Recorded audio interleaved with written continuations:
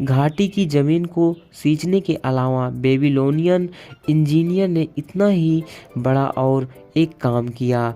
उन्होंने नालियों का एक बड़ा तंत्र तैयार किया जिसने यूफ्रेट्स और टिग्रिस नदियों के मुहाने पर जमीन के एक बड़े हिस्से को भी सिंचाई के अंतर्गत डाल दिया।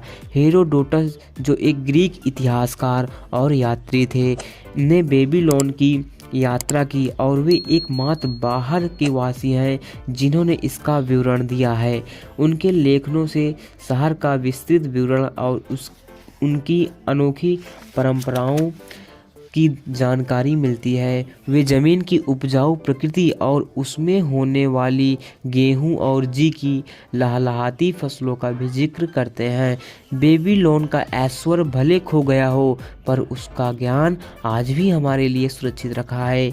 इसके लिए हम उनके रिकॉर्ड के आसानमंद हैं। उस समय कागज़ का आविष्कार नहीं हुआ था, इसलिए उन्होंने गीली मिट्टी के तख्तों पर बड़ी मेहनत से वे चीज़ें लिखी दी थी। पूरा होने पर उन्हें आग में पकाया गया और वे मजबूत टाइल बन गए। आकार में वे 6 गुना 8 इंच थे और 1 इंच मोटे थे। मिट्टी के वे टैबलेट, उन्हें इसी नाम से जाना जाता था, उस समय उतने ही काम आते थे जितने आज लिखने के आधुनिक तरीके के काम आते हैं। उन पर कहानियाँ, कविता, राजाज्ञा के संवाद, धरती के नियम, संपत्ति के नाम, प्रेमिसरी नोट्स और दूर शहरों में भेजे जाने वाले संदेश भी लिखे जाते थे। इन्हीं मिट्टी के टैबलेट से हमें उस समय के लोगों के बारे में अंतरंग और निजी जानकारी मिलती है।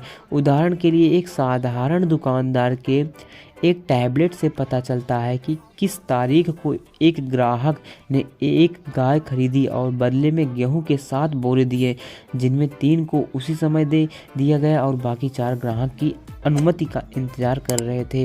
इन बर्बाद शहरों में पुरातत्वविदों ने इन टैबलेट की पूरी लाइब्रेरी पाई है, जिनमें ऐसे लाखों टैबलेट पड़े थे। बेबीलोन की सबसे अनोखी चीज़ों में से एक है वे विशाल दीवारें जो शहर को घेरती थी। प्राचीन काल के लोगों ने उन्हें पिरामिडों के साथ जोड़ते हुए दुनिया के 7 आश्चर्यों की श्रेणी में रखा। रानी सेमीरामिस को शहर के प्रारंभिक इतिहास में पहली दीवारें बनाने के श्रेय मिलता है।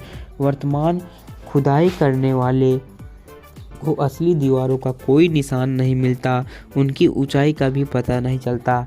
शुरुआती लेखकों के अनुसार ऐसा लगता है कि वे 50 से 60 फीट ऊंचे थे। उनके बाहरी तरफ जली हुई ईंटें थी और अंदर की तरफ पानी की मोटी नालियाँ थीं।